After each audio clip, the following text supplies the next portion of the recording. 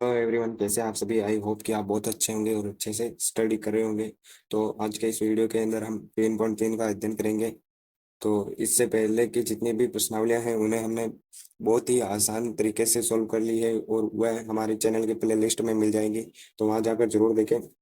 तो लेकिन उससे पहले चैनल पर नए हो तो चैनल को सब्सक्राइब और वीडियो को लाइक जरूर करें। तो शुरू करते हैं आज का ये वीडियो। तो जी, तो इन्हें हमें सॉल्व करना है और रीजन भी देते चलना है। तो चलो इन्हें सॉल्व करते हैं। ऐसा कैसे चतुर्भुज और ये चारों क्वेश्चन हमने उतार लिए हैं यहाँ पर। जूम करते हैं वीडियो को।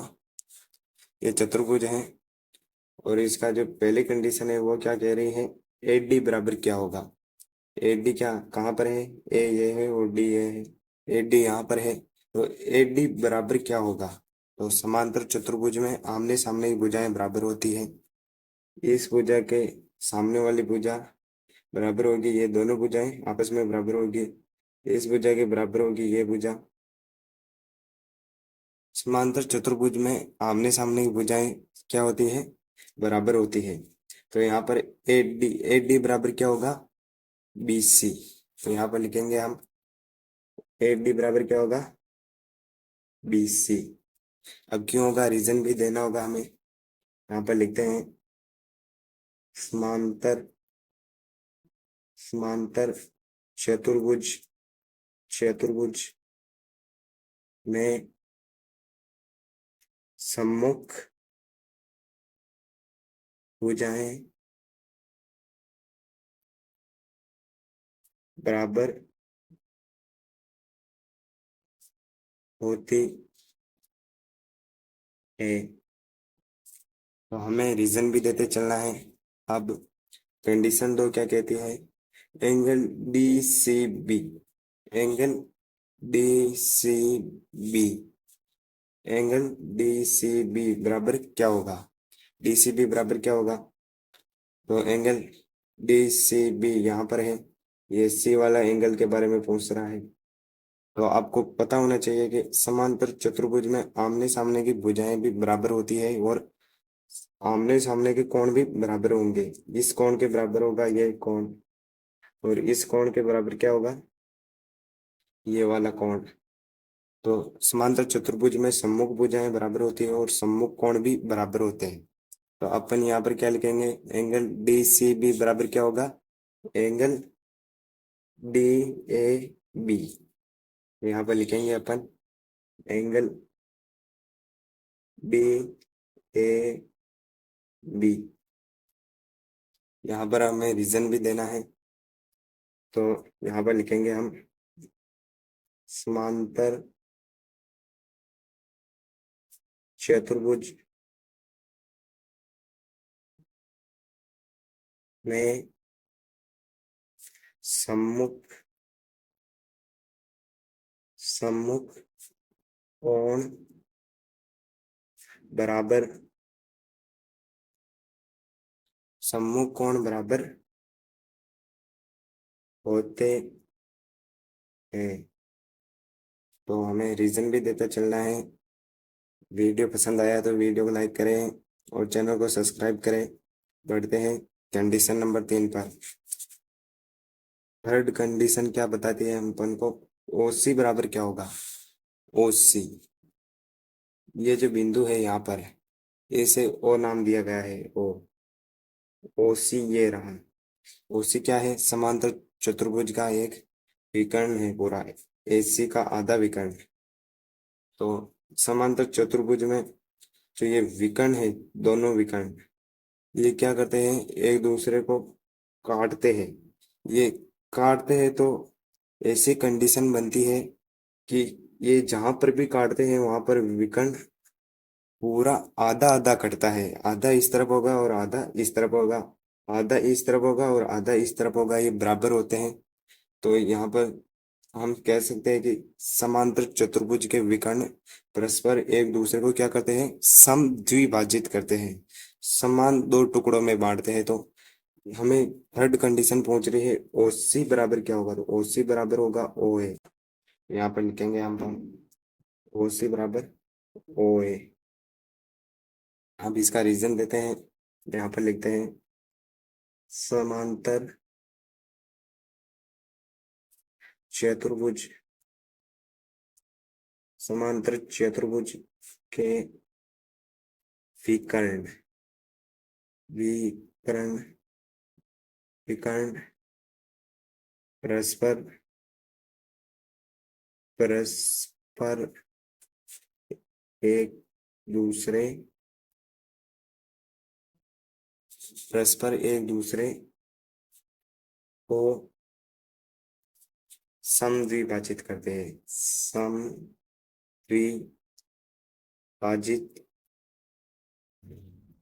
समद्विभाजित करते हैं, करते हैं। अब बढ़ते हैं चौथी कंडीशन की तरफ। चौथी कंडीशन हमें बता रही है angle D A B plus angle C D A, angle D D A B ये रहा और एंगल सी डी ए ये रहा। तो इन्हें जोड़ेंगे तो क्या होगा? तो आपको पता होना चाहिए समांतर चतुर्भुज में आमने सामने की भुजाएं क्या होती है? समांतर होती है। तो हम कह सकते हैं ए बी समांतर क्या है? डीसी। ए बी समांतर डीसी है और यहाँ पर डी ए क्या है? एक तिर्यक रेखा है, इन दोनों को काट रही है। तो यहाँ पर इसके अंदर दो कोण बनते हैं, एक तो ये एंगल बी, एंगल ए और एंगल डी। तो एंगल डी और एंगल ए का जो मान होगा वो क्या होगा? 180 होगा। तो अपन यहाँ पर क्या लिखेंगे? Angle D A B plus angle C D A बराबर क्या होगा? 180 डिग्री। तो हमें रीजन देना है यहाँ पर लिखेंगे अपन समांतर चतुर्भुज, समांतर चतुर्भुज, चतुर्भुज, समांतर चतुर्भुज ए बी सी डी में, ए बी सी डी में ए बी समांतर, ए बी समांतर, ए बी समांतर क्या है? डीसी है। ए बी समांतर डीसी है और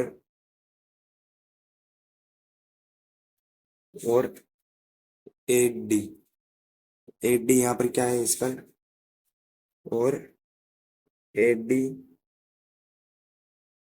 एक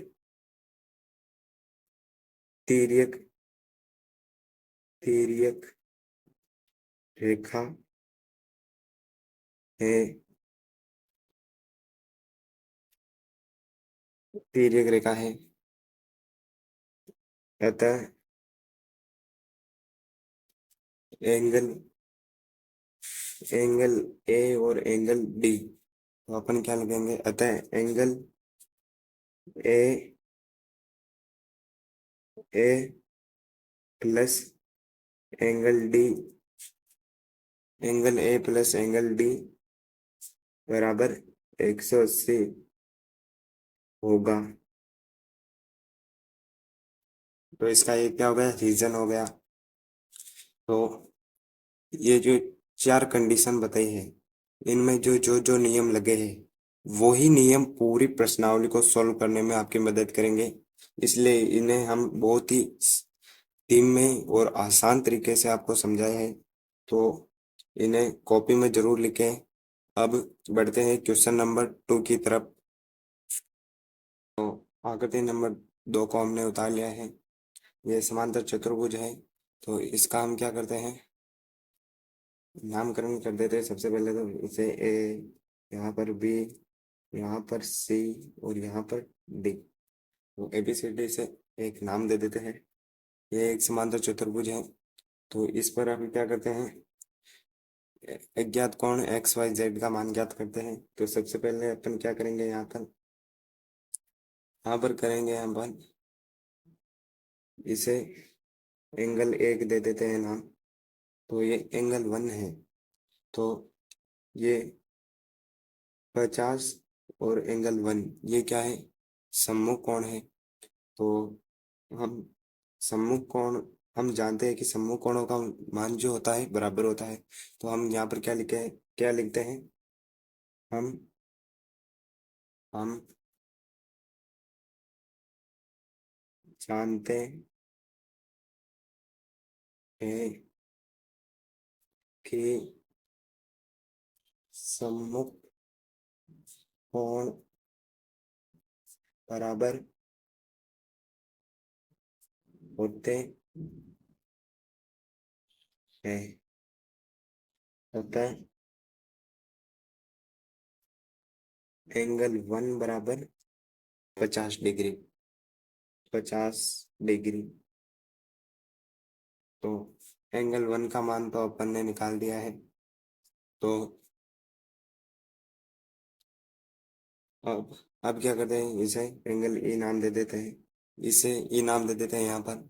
ये सिरा भी ऐसे खाली था, तो हम यहाँ पर क्या लिखते हैं, ये ए ही एक सीधी रेखा है। यहाँ पर एक ये रेखा है सी और बी। ये क्या है, एक तिर्यक रेखा है।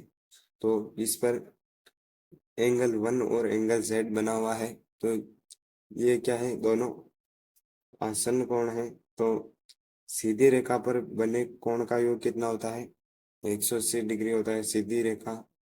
तो अपन यहाँ पर क्या लिखते हैं, हम जानते हैं कि ए एक सीधी रेखा है और सीधी रेखा पर बने कोणों का योग कितना होता है, 180 डिग्री होता होता है। अतः अतः हम क्या लिख सकते हैं, एंगल 1 प्लस एंगल जेड बराबर 180 डिग्री।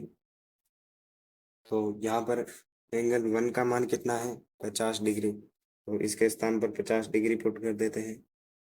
और एंगल जेड तो क्या है, अज्ञात कोण है। तो अपन यहाँ पर क्या लिखेंगे, जेड को ऐसा कैसे लिखेंगे, जेड बराबर 180 डिग्री।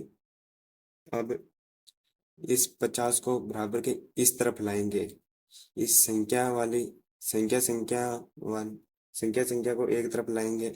तो यहाँ पर z ऐसा का ऐसा ही उतर जाएगा, बराबर 180 अपने स्थान पर वैसा का वैसा ही, माइनस ये प्लस का 50 इस तरफ आएगा तो किस में चला जाएगा, -50 में, -50 डिग्री। तो यहाँ पर 180 में से 50 को घटाएंगे तो कितना बचेगा, 130 डिग्री। तो अपन एंगल z का मान भी अपन ने क्या कर लिया है, याद कर लिया है।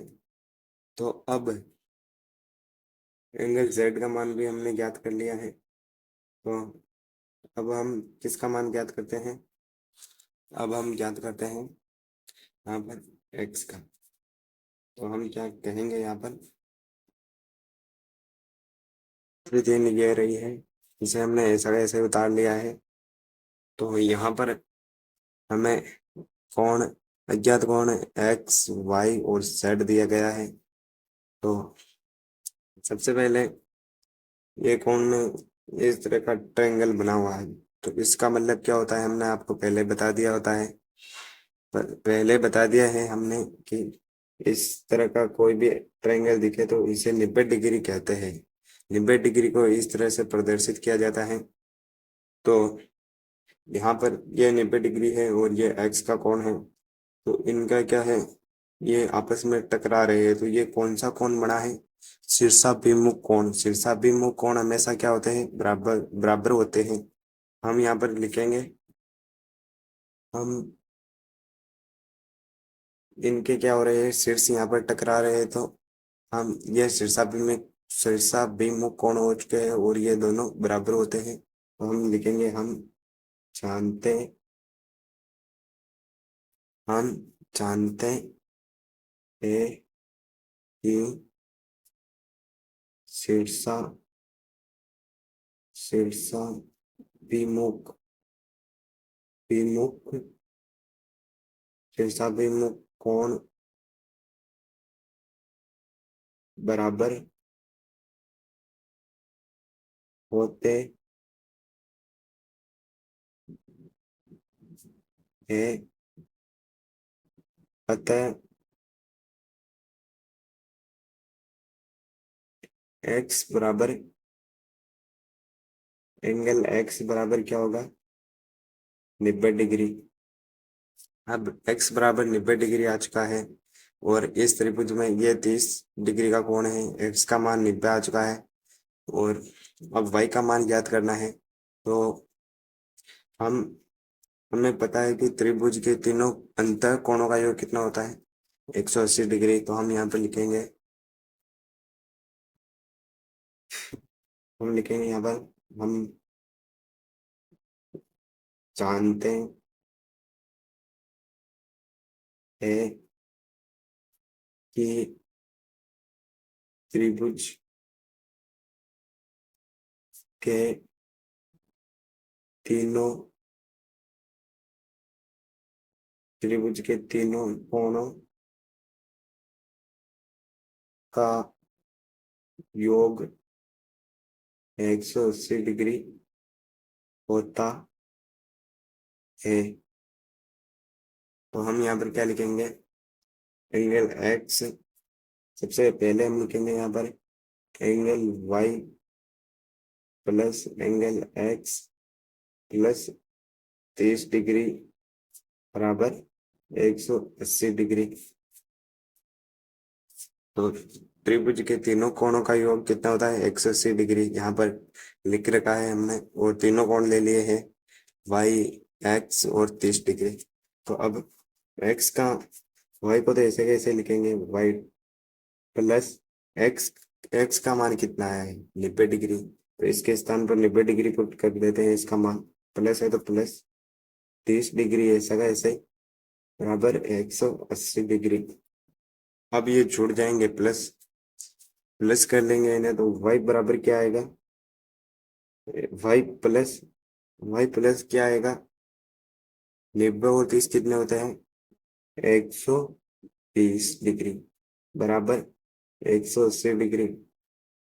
अब क्या करते हैं, इस 20 डिग्री को बराबर के इस तरफ लाएंगे तो ये प्लस का 120 डिग्री माइनस का 120 डिग्री में बदल जाएगा। तो यहाँ पर लिखेंगे y बराबर 180 डिग्री, 180 डिग्री अपने स्थान पर, ये प्लस का 120 डिग्री बराबर के इस तरफ आकर ये माइनस 120 डिग्री।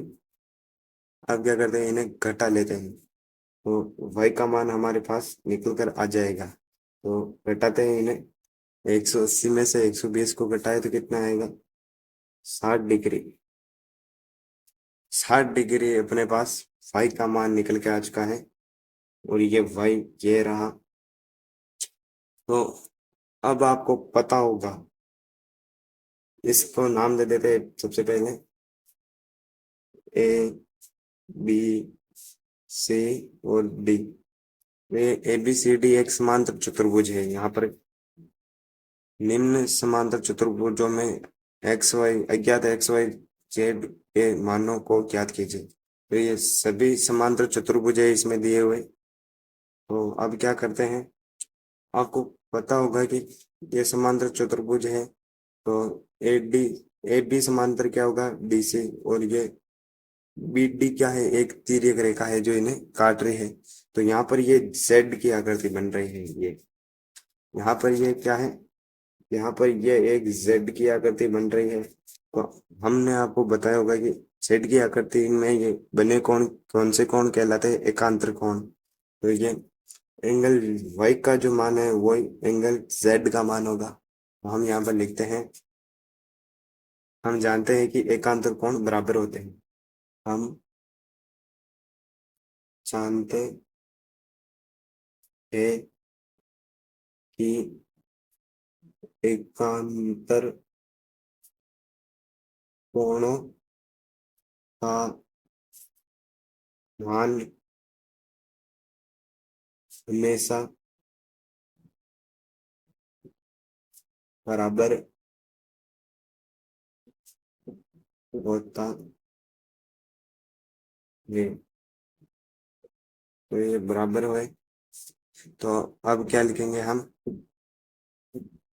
एंगल जेड बराबर एंगल वाई। एंगल वाई का मान कितना है, 60 डिग्री।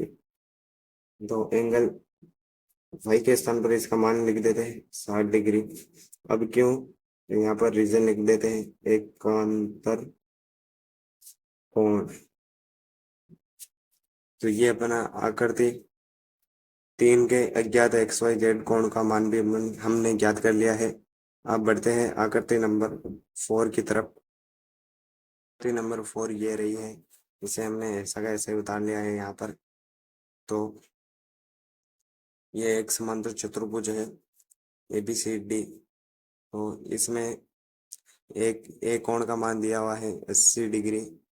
तो आपको पता होगा कि ए बी समांतर क्या है, डी सी। और इस पर ये एक तिर्यक रेखा है बी सी। तो इस पर ये दो कोण बन रहे हैं। तो इस तरह के कोणों को क्या कहते हैं, एंगल जेड और 180 डिग्री वाले कोण को संगत कोण कहते हैं। और संगत कोण हमेशा क्या होते हैं, बराबर होते हैं। तो हम यहाँ पर क्या लिखेंगे, हम जानते हैं, हम जानते हैं कि संगत कोण बराबर बराबर होते हैं। तो हम क्या लिखेंगे, अतः अतः एंगल जेड बराबर 80 डिग्री किस लिए, संगत कोण, संगत कोण, संगत कोण। पूरा रीजन तो हमने ऊपर दे दिया है, और यहाँ पर तो इसका ये किस लिए ये 180 डिग्री हुआ, तो इसका रीजन दिया है कि ये संगत कोण है, और संगत कोण हमेशा बराबर होते हैं। तो 80 डिग्री और जेड ये दोनों बराबर होंगे। तो अब जेड का मान तो हमने ज्ञात कर लिया है।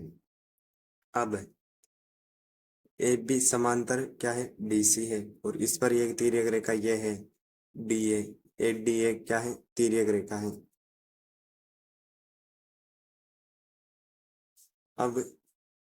अब हम क्या करेंगे, यहाँ पर ये ए डी समांतर बी सी है, और इस पर एक तिर्यक रेखा ए बी है। तो ये क्या हुए, आसन्न कोण हुए।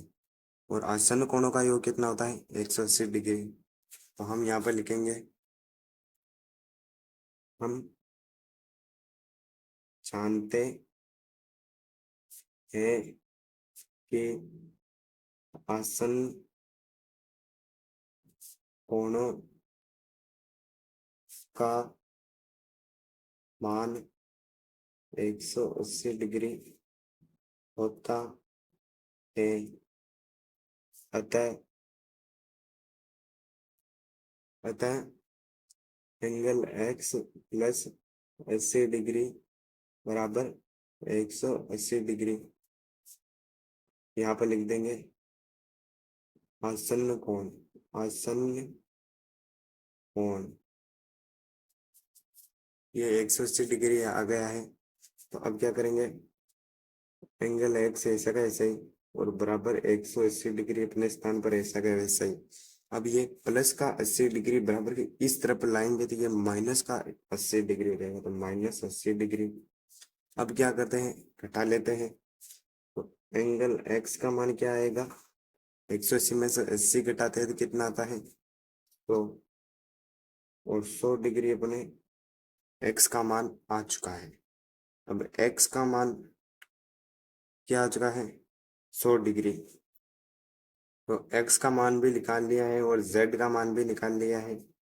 तो अब हम क्या करते हैं, अब हम निकालते हैं y का मान। अब आपको पता होगा कि y, एंगल d और एंगल b क्या है, एक शीर्षाभिमुख कोण है। तो एंगल y का मान क्या होगा, 80 डिग्री होगा, क्योंकि ये क्या है, सम्मुख कोण है। तो हम यहाँ पर लिखेंगे सम्मुख कोण। हम जानते हैं, आप लिख देना, सम्मुख कोण हमेशा बराबर होते हैं। अतः अतः एंगल y बराबर क्या होगा, 80 डिग्री। यहाँ पर लिख देते हैं सम्मुख कोण। तो हमने आकृति 4 के अज्ञात एक्स वाई जेड कोण का मान ज्ञात कर लिया है। अब बढ़ते हैं आकृति नंबर 5, जो कि सेकंड क्वेश्चन का अंतिम आकृति है, तो उसे हल करते हैं। ये एक समांतर चतुर्भुज ABCD है। इसमें अज्ञात कोण एक्स वाई जेड है, तो इनके मान ज्ञात करना है। तो सबसे पहले आपको पता होगा कि एंगल C और एंगल B क्या है, सम्मुख कोण है, और सम्मुख कोण हमेशा बराबर होते हैं। तो एंगल Y का मान क्या आएगा, 112 डिग्री। तो हम यहाँ पर लिखेंगे, हम जानते